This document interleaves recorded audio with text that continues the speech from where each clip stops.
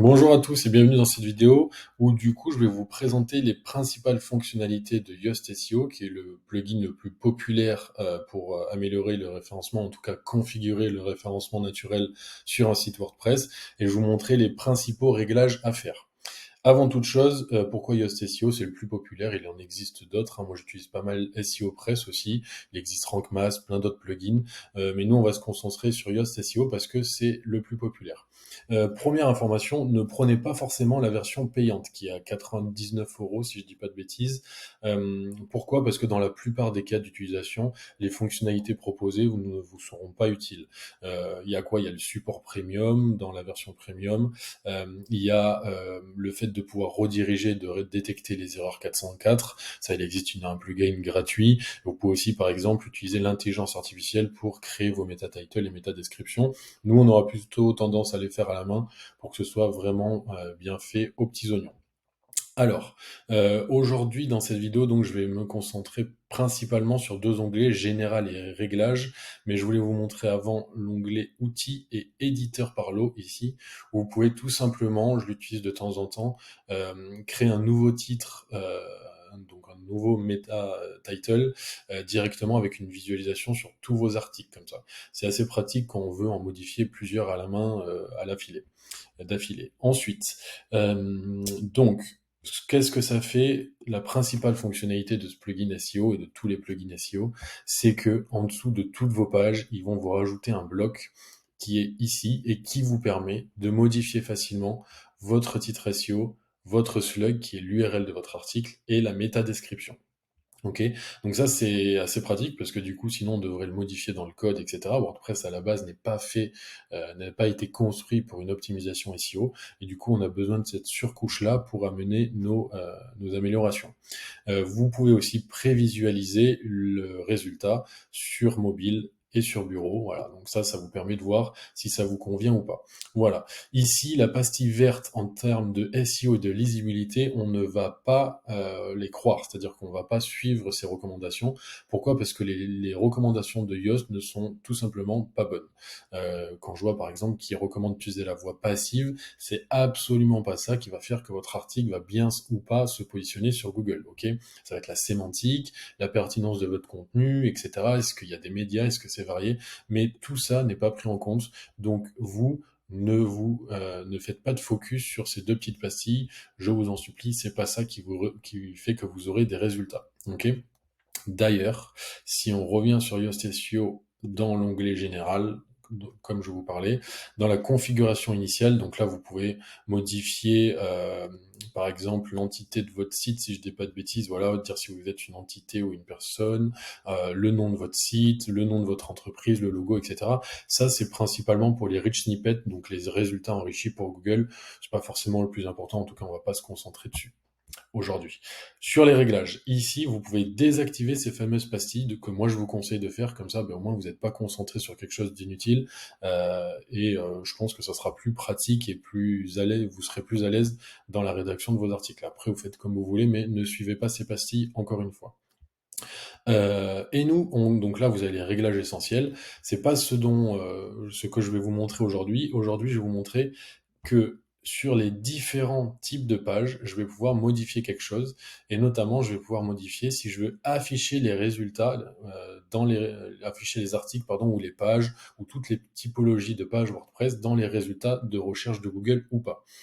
Si je vais décocher cette case, qu'est-ce que Yoast va faire? Il va ajouter une balise noindex à la page pour que les robots de Google ne puissent pas visiter la page. Et il va retirer cette page du sitemap XML.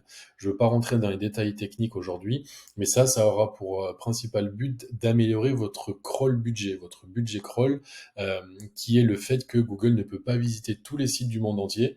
Du coup, il a plusieurs sites à visiter. D'ailleurs, c'est un gros défi pour Google. Et du coup, nous, on veut optimiser ce temps en fait et faire en sorte, pardon, que les robots de Google aillent principalement visiter les pages importantes pour notre référencement naturel. On veut pas qu'il aille sur les pages mentions légales, etc. Donc, évidemment, les articles, on laisse la case cochée parce qu'on veut que Google visite nos articles. C'est bien qu'il y ait des nouveaux contenus pour le référencement naturel. Idem pour les pages parce que vous allez travailler des mots-clés, etc. sur les pages. Par contre, Disposition personnalisée et page d'atterrissage, vous voyez, c'est deux typologies de pages que le thème que j'utilise sur mon site d'agence a créé. Ça, ben, j'ai pas envie forcément que Google aille visiter ces pages. Donc je peux décocher ici et cliquer sur enregistrer les modifications qui est tout en bas ici. Voilà. Sachez que vous avez, moi j'ai ces onglets-là, mais vous avez obligatoirement pas ces onglets vous sur votre site, hein. Ça dépend, par exemple, si vous avez un WooCommerce de configurer, si c'est un site e-commerce, votre site, vous aurez les onglets liés à WooCommerce. Donc par exemple les catégories de produits, les produits, etc. Ok, que je vous conseille évidemment d'indexer. Ici, en fait, ce qui va vouloir enfin les premiers réglages à faire, ça va être dans taxonomie et catégories. Ici, donc ce sont les catégories d'articles, hein, pas de produits. Nos catégories, ça peut être intéressant de les afficher à Google, de les montrer à Google, parce que c'est des pages importantes pour le référencement naturel, vous pouvez les travailler. Ça peut être intéressant que Google aille se balader sur des articles, enfin plus une page avec plusieurs articles, surtout si ça correspond à un mot-clé qui correspond à une intention de recherche des internautes.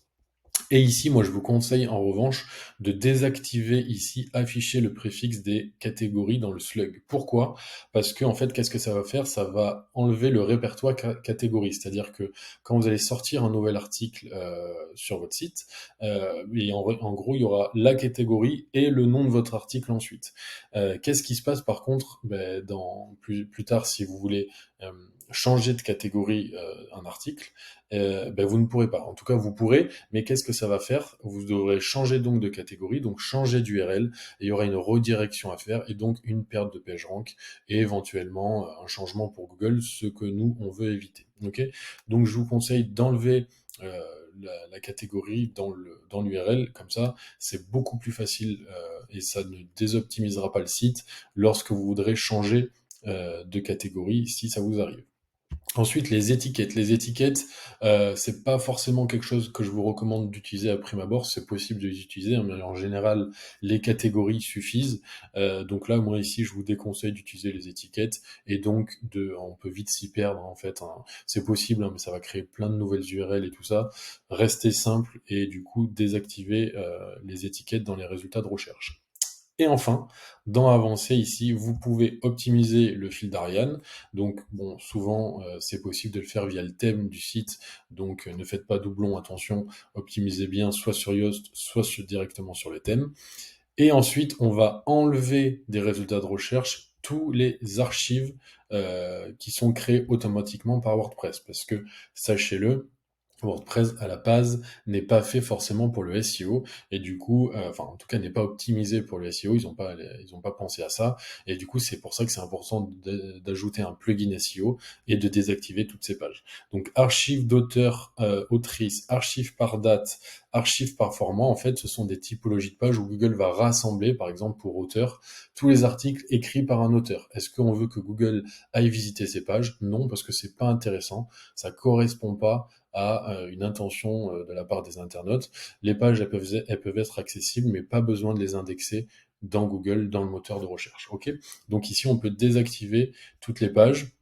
Ce que je vous ai pas dit aussi, enfin, dernière information, c'est que vous pouvez modifier ici, par exemple, sur quelque chose d'intéressant comme les articles, en bulk les titres SEO et les métadescriptions. Donc ça va modifier les titres et les descriptions par défaut avec des variables. Donc voilà, par exemple ici, séparateur titre du site va rajouter un tiret et le nom de votre site à la fin des titles et des descriptions si vous décidez d'insérer une variable ici. C'est assez pratique et ça vous permet par défaut de gagner du temps après dans l'optimisation à la main de toutes vos métatitles et métadescriptions, qui est la principale chose à faire grâce à ces plugins. Ok.